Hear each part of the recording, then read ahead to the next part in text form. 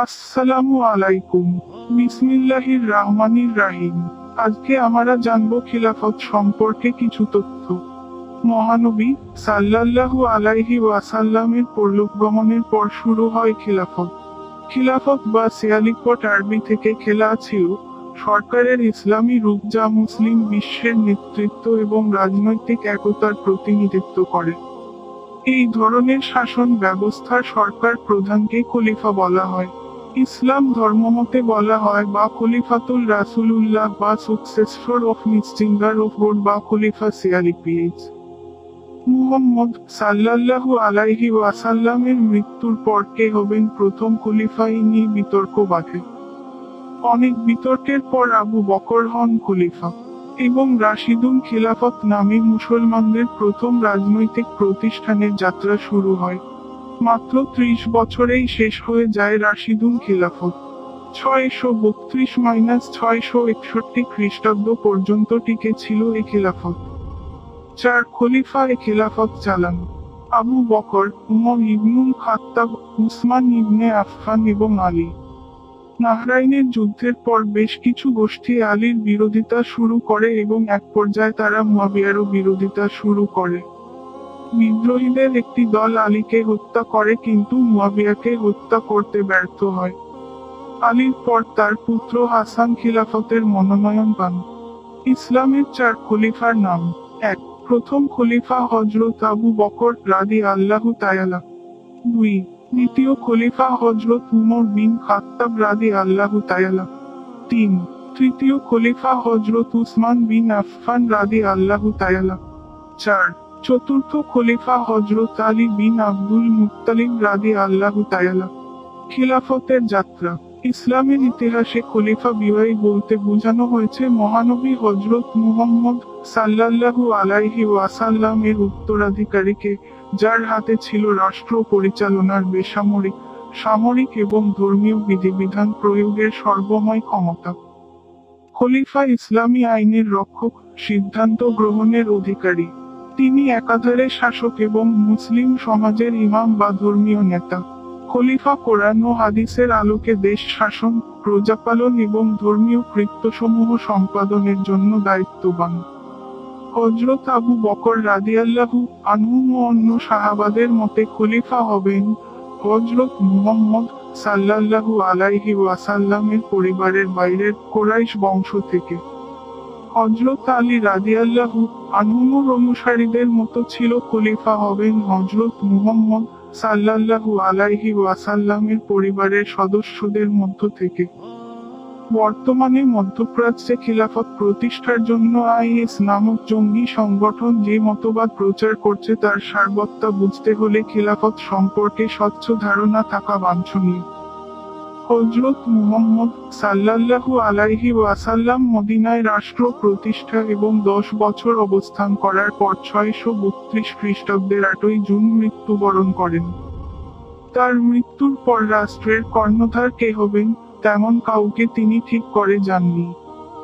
এই বিষয়ে হযরত মুহাম্মদ সাল্লাল্লাহু আলাইহি ওয়াসাল্লামের কোনো সুস্পষ্ট নির্দেশ ছিল না। আরবের ঐতিহ্যগত প্রথা অনুযায়ী গোত্রীয় প্রধানদের পদ বংশানুক্রমিক ছিল না। হযরত মুহাম্মদ সাল্লাল্লাহু আলাইহি ওয়াসাল্লামের মৃত্যুর পর আনসারগণ একত্র মিলিত হয়ে তাদের মধ্য থেকে একজনকে মদিনার শাসক মনোনীত করার উদ্যোগ নেয়। তাদের দাবি ছিল যেহেতু তারাই হযরত মুহাম্মদ সাল্লাল্লাহু আলাইহি ওয়াসাল্লাম এবং তার সহযাত্রী শরণার্থী অর্থাৎ মুহাজিরদের মদিনায় স্থান দিয়েছে, মদিনায় ইসলাম সুপ্রতিষ্ঠা ও রাষ্ট্র প্রতিষ্ঠা করেছে, সে কারণে তাদের মধ্য থেকেই মদিনার শাসনকর্তা নিয়োগ করতে হবে। তারা সা'দ ইবনে উবায়দা নামে একজন খজরজকে নেতা নির্বাচনের জন্য পছন্দও করেছিল। আনসারদের এই উদ্যোগের কথা শুনে হযরত আবু বকর রাদিয়াল্লাহু আনহু ও হযরত উমর রাদিয়াল্লাহু আনহু অনৈক্য ও বিভেদের আশঙ্কা করে আনসারদের সভাস্থলে হাজির হন। আনসারদের যুক্তি মেনে নিয়েও আবু বকর রাদিয়াল্লাহু আনহু তাদের বুঝালেন যে এখানে কেবল মদিনার শাসক নিয়োগ হবে না, সমগ্র আরবের জন্য সকল গোত্রের গ্রহণযোগ্য একজনকে শাসনকর্তা নিয়োগ করতে হবে। এই প্রশ্নে দীর্ঘ আলাপ আলোচনা, বাগ্বিত ড্যাশ আকার এবং যুক্তি পাল্টা যুক্তি চলতে থাকল। এক পর্যায়ে কুরাইশদের মধ্য থেকে একজনকে শাসনকর্তা নিয়োগের প্রশ্নে ঐকমত্য হয়। স্বাভাবিকভাবেই বয়োজ্যেষ্ঠ এবং হযরত মুহাম্মদ সাল্লাল্লাহু আলাইহি ওয়াসাল্লামের বিশ্বস্ত সাহাবা, যাকে তিনি তার অসুস্থতার সময় নামাজে ইমামতি করতে দিয়েছিলেন, সেই হযরত আবু বকর রাদিয়াল্লাহু আনহুকেই তারা খলিফা এবং ইমাম হিসেবে নির্বাচিত করে। সবাই তার আনুগত্য মেনে নেয়। এভাবে হযরত মুহাম্মদের সাল্লাল্লাহু আলাইহি ওয়াসাল্লাম মৃত্যুর পর খিলাফতের যাত্রা শুরু হয়। হযরত আবু বকর রাদিয়াল্লাহু আনহুমের পর হযরত উমর, হযরত উসমান রাদিয়াল্লাহু আনহুম এবং হযরত আলী রাদিয়াল্লাহু আনহুম খলিফার দায়িত্ব পান। এই চার খলিফার মধ্যে আবু বকর রাদিয়াল্লাহু আনহুম ছাড়া অন্য তিনজনই আততায়ীর হাতে নিহত হন। ইসলামের ইতিহাসে এই চারজন খলিফার শাসনকালকেই খুলাফায়ে রাশিদিনের যুগ বলা হয়। খুলাফায়ে রাশিদিনের অর্থ সত্য পথে পরিচালিত খলিফাগণ। ওরা সবাই হযরত মুহাম্মদ সাল্লাল্লাহু আলাইহি ওয়াসাল্লামের নিকটতম ও প্রিয়তম সাহাবা ছিলেন এবং তারই শিক্ষা ও আদর্শ এদেরকে সরাসরিভাবে প্রভাবিত করেছিল এবং তারই প্রদর্শিত পথে এরা শাসনকার্য পরিচালনা করেছিলেন। সেই জন্যই এদেরকে খুলাফায়ে রাশিদিন বা সত্য পথে পরিচালিত খলিফা বলা হয়। মফিজুল্লাহ কবির, ইসলাম ও খিলাফত। তৃতীয় খলিফা হযরত উসমান গনি রাদিয়াল্লাহু আনহুম আততায়ীর হাতে নিহত হওয়ার 5 দিন পর হযরত আলী রাদিয়াল্লাহু আনহুম অনিচ্ছা সত্ত্বেও খলিফার দায়িত্ব গ্রহণ করেন। দামেস্কের প্রাদেশিক শাসক মুআবিয়া রাদিয়াল্লাহু আনহুম ছাড়া অন্য সবাই আলী রাদিয়াল্লাহু আনহুমের আনুগত্য মেনে নেন। মুআবিয়া রাদিয়াল্লাহু আনহুম উসমান রাদিয়াল্লাহু আনহুমের হত্যাকারীদের বিচার দাবি করেন। মুআবিয়া রাদিয়াল্লাহু আনহুম ও আলী রাদিয়াল্লাহু আনহুমের বিরোধ শেষ পর্যন্ত যুদ্ধে পর্যবসিত হয়। আলী রাদিয়াল্লাহু আনহুম ও মুআবিয়া রাদিয়াল্লাহু আনহুমের মধ্যে যুদ্ধবিরতি ও সমঝোতা হলেও শেষ পর্যন্ত মুআবিয়া রাদিয়াল্লাহু আনহুম আলী রাদিয়াল্লাহু আনহুমের প্রতি আনুগত্য প্রকাশে অস্বীকৃতি জানায়। আলী রাদিয়াল্লাহু আনহুম মদিনা হতে কুফায় রাজধানী স্থানান্তরিত করেন। এদিকে মুআবিয়া রাদিয়াল্লাহু আনহুম নিজেকে খলিফা হিসেবে দাবি জানায়। তবে আলী রাদিয়াল্লাহু আনহুমের জীবিতাবস্থায় সে প্রকাশ্যে নিজেকে খলিফা বলতে সাহস পায়নি। 661 খ্রিস্টাব্দের জানুয়ারি মাসে খারিজি সম্প্রদায়ের 3 জন ঘাতক কুফায় আলী রাদিয়াল্লাহু আনহুমকে, দামাস্কাসে মুআবিয়া রাদিয়াল্লাহু আনহুমকে এবং ফুসকাতে আমর রাদিয়াল্লাহু আনহুমকে একই দিনে হত্যার ষড়যন্ত্র করে। আমর ওই দিন অসুস্থ থাকায় মসজিদে না আসায় হত্যা চক্রান্ত থেকে বেঁচে যান। আলী কুফায় এবং মুআবিয়া রাদিয়াল্লাহু আনহুম দামাস্কাসে আক্রান্ত হন। মুআবিয়া রাদিয়াল্লাহু আনহুম আহত হন, কিন্তু আলী রাদিয়াল্লাহু আনহুম কুফার মসজিদে নিহত হন। আলীর রাদিয়াল্লাহু আনহুম মৃত্যুর পর জ্যেষ্ঠ পুত্র হাসান রাদিয়াল্লাহু আনহুম খলিফা ঘোষিত হয়।